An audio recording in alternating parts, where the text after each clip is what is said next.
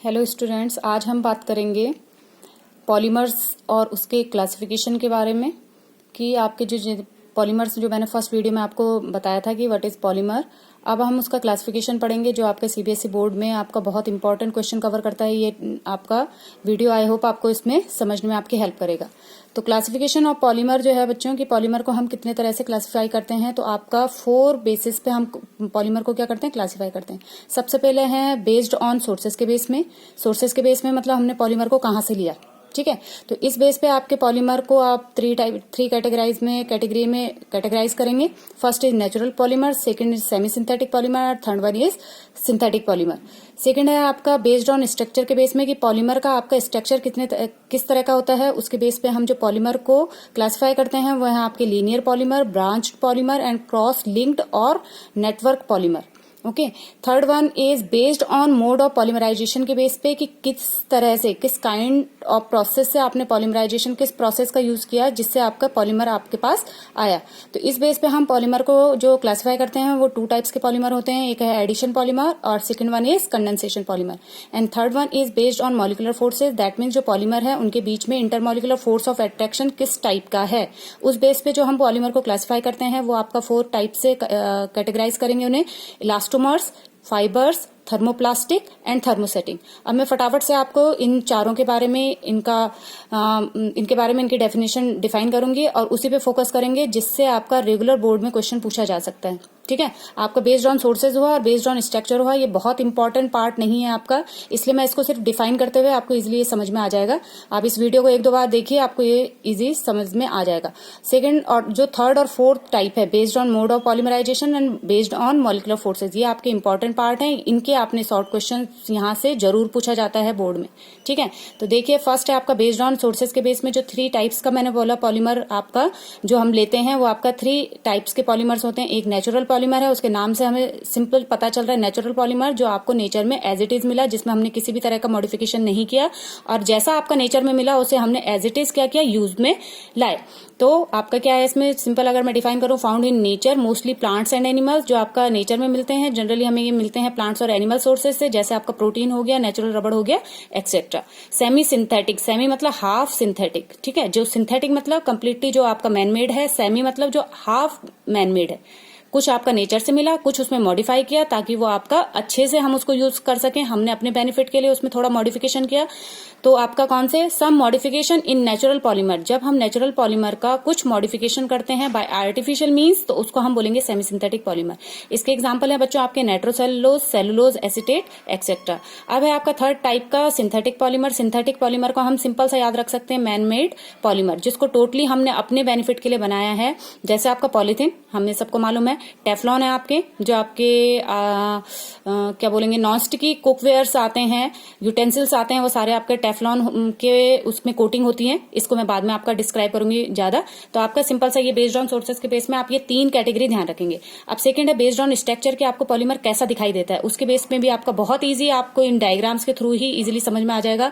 Linear polymer, linear मतलब आपका chain like structure, तो इस तरह से consist of long and straight chain. ऐसे पॉलीमर जो आपके क्या होते हैं, लॉन्ग होते हैं और स्ट्रेट चेन में मिलते हैं, वो आपके लीनियर पॉलीमर है, जो इस तरह से दिखाई देंगे। Branch chain polymer, branch chain कैसे हैं कि आपका content linear chain having some branches, की लीनियर चेन होगी और उस पे आपकी ब्रांचेस अटैच्ड होंगी, जैसे ये डायग्राम में मैं आपको दिखा रही हूँ, ठीक है। तो इनको हम बोलेंगे ब्रांच चेन पॉलीमर। लास्ट है आपका क्रॉस लिंक पॉलीमर, इसी को हम नेटवर्क पॉलीमर भी कहते हैं, ठीक है। तो क्रॉस लिंक पॉलीमर में क्या होता है, लीनियर चेन होती हैं आर ज्वाइन टुगेदर, वो आपकी क्या होती हैं, जुड़ी हुई होती हैं। ये आपकी लीनियर है, ये भी आपकी लीनियर पॉलीमर था। और थर्ड ये इस तरह से आपके क्या होंगे, बहुत सारी लीनियर चेन आपस में क्रॉस लिंक्ड होंगी, मतलब आपसे जुड़ी हुई होंगी। तो इस तरह का अगर स्ट्रक्चर आपका कोई पॉलीमर दिखाई दे रहा है तो हम उसको किस कैटेगरी में रखेंगे, क्रॉस लिंक्ड पॉलीमर के कैटेगरी में रखेंगे। तो ये 2 टाइप्स के आपके क्लासिफिकेशन हो गए पॉलीमर के। ये आपका मोस्टली बहुत इंपॉर्टेंट नहीं है, बट आपको बोर्ड में किसी भी तरह का रिस्क नहीं लेना है। थोड़ा बहुत अगर यहाँ से शॉर्ट क्वेश्चन पूछा जाता है तो आप इजीली यहाँ से सिर्फ इतने अगर आपको पता है तो आप इससे कवर कर सकते हैं। नेक्स्ट है बच्चों आपका थर्ड टाइप का पॉलीमर जो है आपका based on mode of polymerisation के बेस में, ये आपका बहुत इंपॉर्टेंट है बच्चों, इसको थोड़ा ढंग से समझ लेंगे कि आपका मोड ऑफ पॉलीमराइजेशन, मोड मतलब किस काइंड से, किस तरह से, किस टाइप से आपने पॉलीमराइजेशन प्रोसेस का यूज करके जो आपका पॉलीमर बने, उनमें क्या डिफरेंसेस मिले। तो ये आपका दो तरह के पॉलीमर बनते हैं पॉलीमराइजेशन के बेस पे। आपका जो हम क्लासिफाई करते हैं वो है आपका first is addition polymer and second one is condensation polymer. तो एडिशन पॉलीमर क्या है? It is formed by the addition of same और different monomer molecules without removal of any simple molecule. Simple सा बच्चों ध्यान रखना, एडिशन और condensation जो पॉलीमर है, एडिशन और कंडेंसेशन, इसमें भी क्या होती है आपकी मोनोमर, मैंने कहा था कि पॉलीमर के आपके बहुत छोटे छोटे मॉलिक्यूल्स के होते हैं, आपस में जुड़ते चले जाते हैं और एक लॉन्ग चेन की फॉर्मेशन करते हैं। तो इसको हम क्या बोलेंगे? स्मॉल यूनिट्स को तो हम मोनोमर बोल रहे थे, और जब ये आपके जुड़ जाते हैं और एक ही मैक्रो मॉलिक्यूल बना देते हैं, बिगर जेंट मॉलिक्यूल्स बना देते हैं, तो इसको हम पॉलीमर बोलेंगे।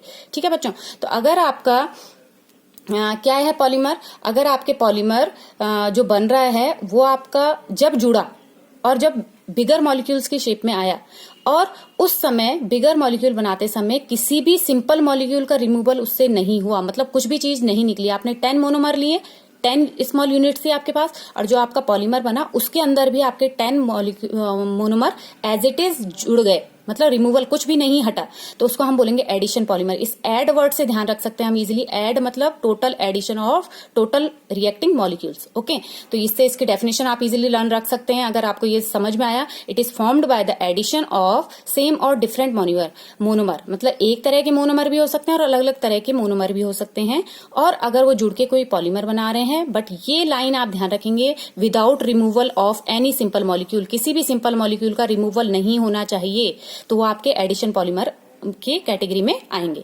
अब इसका एक एग्जांपल मैंने पहले भी आपको फर्स्ट वीडियो में बताया था कि आपका पॉलीथीन, तो पॉलीथीन मैंने कहा था कि बोल बोल के हमने पॉलीथीन कर दिया, एक्चुअल उसका नाम क्या है? पॉलीइथीन। तो पॉलीइथीन जो बनता है वो आपका मोनोमर है उसका इथीन। तो इथीन का आपका मैंने बोला था क्या है आपका फॉर्मूला उसका? CH2 double bond CH2। ठीक है, तो आपका जब हम क्या करते हैं, बहुत सारे मोनोमर्स क्या करेंगे, आपस में जोड़ेंगे, ठीक है, through the process of polymerisation, in which condition 333 to 343 kelvin temperature and 6 to 7 atmospheric pressure. और एक ये कैटालिस्ट यूज होता है, जिग्नर नाटा कैटालिस्ट। इस कैटालिस्ट को ध्यान रखेंगे, ये आगे कंपटीशन में भी बहुत पूछा जाता है बच्चों, इसलिए मैं इसको अभी आपको बताऊंगी कि ये जिग्नर नाटा कैटालिस्ट क्या होता है। हम इस कंडीशन में with the help of this catalyst ethene को कन्वर्ट कर देते हैं किसमें? पॉलीमर में। और ये किस तरह का पॉलीमर है? HDP, हाई डेंसिटी पॉलीथीन है ये। ठीक है, पॉलीथीन भी आपके डिफरेंट टाइप्स के होते हैं, आपने देखा होगा, एक आपका लिखा होता है इन्वायरमेंट फ्रेंडली पॉलीथीन जिसको हम यूज कर सकते हैं, और एक आपका बैन लगा हुआ है जिस पॉलीथीन पे जो आपका क्या नहीं होता है, नॉन बायोडिग्रेडेबल है, दैट मीन्स आपका डिग्रेड नहीं होता है। ठीक है, तो उनके बारे में भी हम बाद में फिलहाल बात करेंगे, अभी फिलहाल आप जो टॉपिक चल रहा है इस पे ध्यान दीजिए। HDP, हाई डेंसिटी पॉलीथीन, हम जो जिग्नर नाटा कैटालिस्ट है उसकी हेल्प से इस कंडीशन में इथीन के मॉलिक्यूल से बना सकते हैं। ठीक है, अब ये जिग्नर नाटा कैटालिस्ट क्या है? It is a mixture of triethyl aluminium, इसका formula C2H5 whole thrice Al and titanium tetrachloride TiCl4।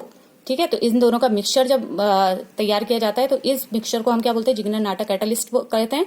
और ये कहाँ यूज किया जाता है? It is use to produce high density polythene, HDP बनाने के लिए इसे यूज किया जाता है। तो ये आपका बहुत इंपॉर्टेंट पोर्शन है, इसको आप ध्यान रखेंगे क्योंकि ये आपका आगे कॉम्पिटिशन में भी पूछा जाएगा।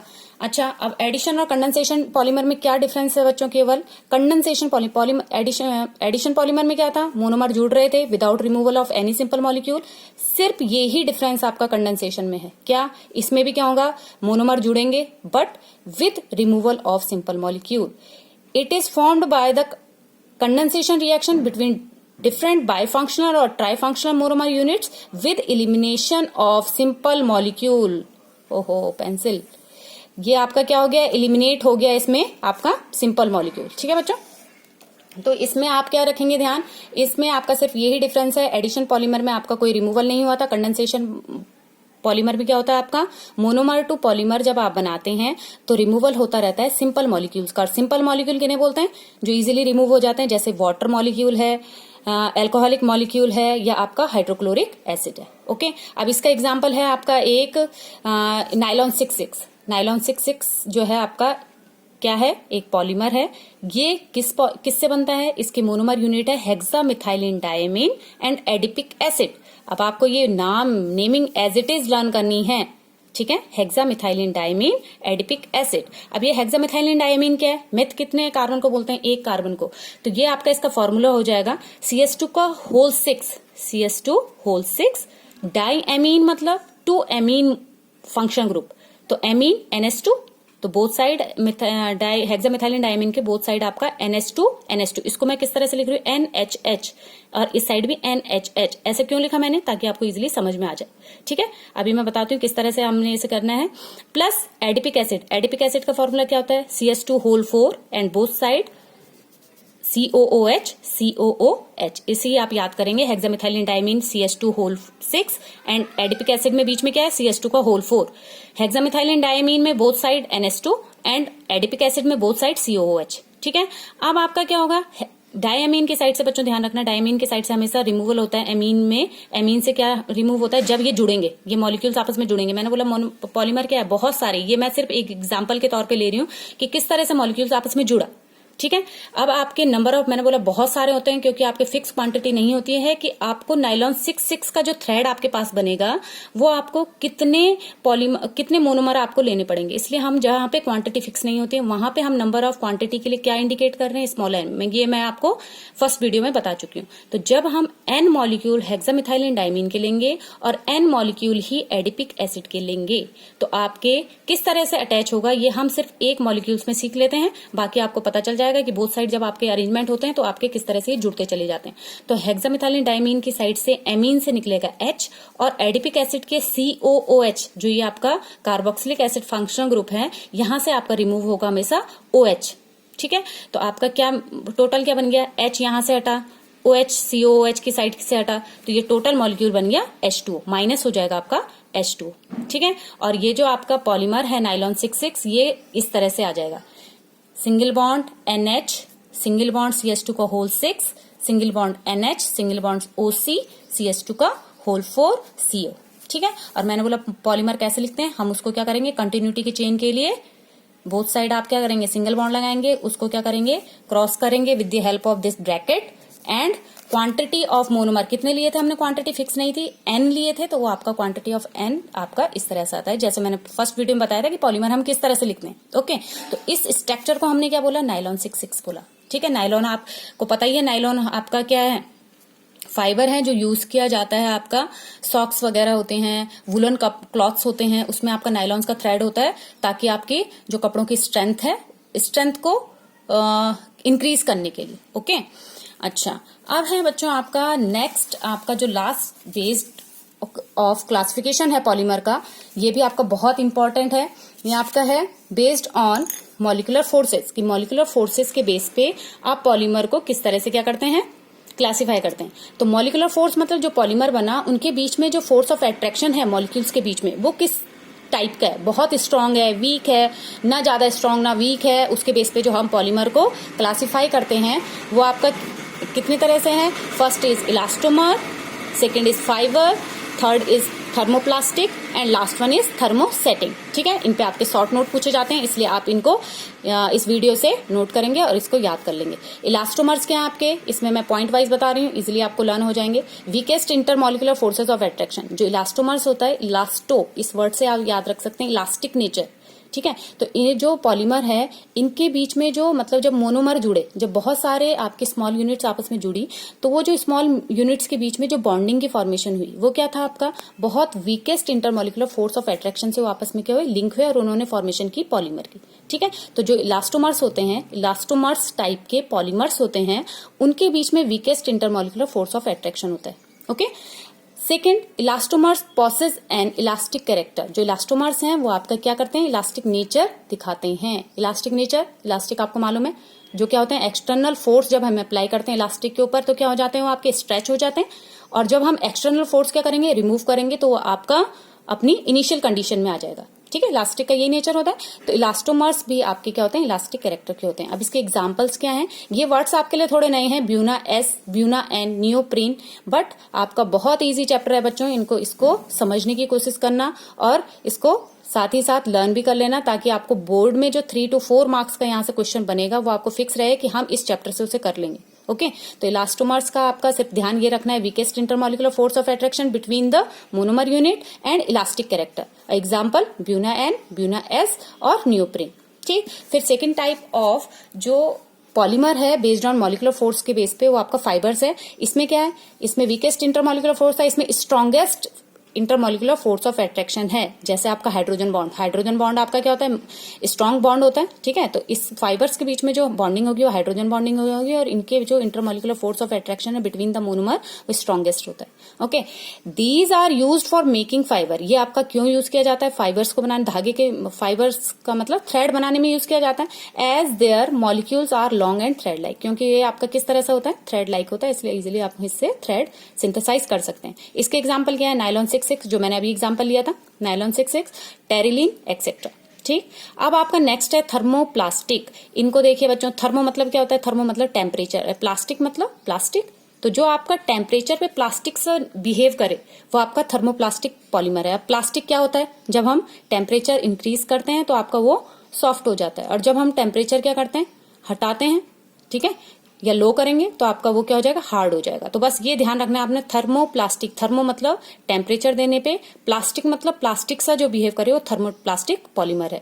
तो intermolecular force of attraction intermediate between elastomers and fibres. जो थर्मोप्लास्टिक में आपका इंटरमॉलिक्यूलर फोर्स ऑफ अट्रैक्शन होगा वो क्या होगा, इलास्टोमर्स जितना वीक भी नहीं होगा और फाइबर्स जितना स्ट्रॉन्ग भी नहीं होगा। ठीक है, अच्छा, दीज आर लीनियर और slightly branched, capable of repeatedly softening on heating and hardening on cooling. ठीक है, जो मैंने अभी बताया कि आप क्या करेंगे, ये आपके सिंपल ध्यान ये रखना है कि इंटरमॉलिक्यूलर फोर्स ऑफ अट्रैक्शन जो है आपका थर्मोप्लास्टिक में वो इंटरमीडिएट है बिटवीन इलास्टोमर एंड फाइबर, और ये क्या होता है आपका लीनियर होता है और स्लाइटली ब्रांच्ड होगा। ठीक है, और हीटिंग टेम्परेचर इंक्रीज करने पे ये क्या होगा, सॉफ्ट होगा, और टेम्परेचर डिक्रीज करने पे ये हार्ड हो जाएगा। ओके, इसके एग्जाम्पल है पॉलिथीन। ठीक, अब आपका थर्मोसेटिंग, थर्मोसेटिंग मतलब थर्मो मतलब टेम्परेचर, सेटिंग मतलब सेट हो जाना।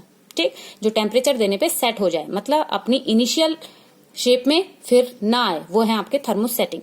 क्या है ये, दीज आर क्रॉस लिंक्ड और हैवीली ब्रांच्ड मॉलिक्यूल। ये आपके cross linked structure, network like structure के होते हैं। ठीक है, ये आपकी इनमें जो ब्रांच होती है वो आपकी हैवीली ब्रांच, मतलब बहुत सारी ब्रांच आपके एक ही लीनियर में बहुत सारी ब्रांच निकली हुई होंगी, उनको हम थर्मोसेटिंग बोलेंगे।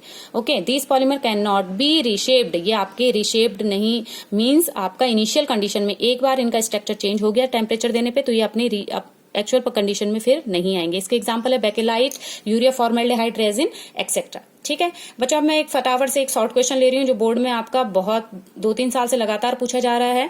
तो आप देखिए किस तरह का क्वेश्चन पूछा जा सकता है आपका related to this topic. Arrange the following molecule polymers in increasing order of their intermolecular forces. Intermolecular forces के बेस में आपको कुछ पॉलीमर्स के नाम दे दिया और इनको अरेंज करने के लिए कहा है। Nylon 6 Buena S and polythene. Nylon 6 मैंने अभी बताया कि किसका एग्जाम्पल था, फाइबर का। ठीक है, तो मतलब intermolecular force of attraction strongest. फिर आपका पॉलीथीन था, पॉलीथीन क्या आपका थर्मोप्लास्टिक, मतलब इंटरमॉलिक्यूलर फोर्स ऑफ अट्रैक्शन क्या है, इसमें इंटरमीडिएट है इलास्टोमर और फाइबर के बीच का। और लास्ट था आपका ब्यूना एस, तो ब्यूना एस के आपका इलास्टोमर्स, दैट मीन्स आपका weakest intermolecular force of attraction. ठीक, तो आप अरेंज करेंगे, Buena S is lower than polythene and it is lower than nylon 6। I hope आपको ये वीडियो अच्छा लगा होगा। Thanks for watching.